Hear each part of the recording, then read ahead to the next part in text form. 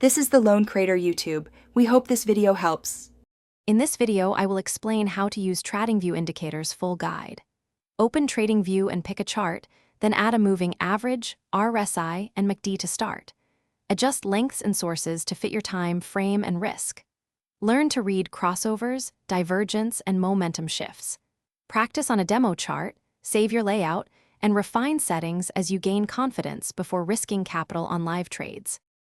Add indicators from the indicator menu and layer them thoughtfully to avoid noise.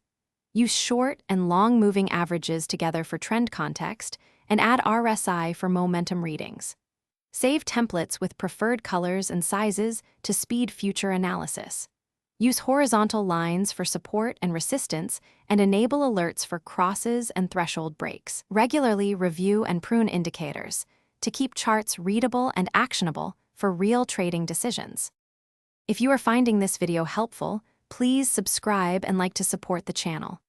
Quick recommendation: stay hydrated during long chart sessions with the Owala water bottle I use. It fits cup holders and keeps water cold.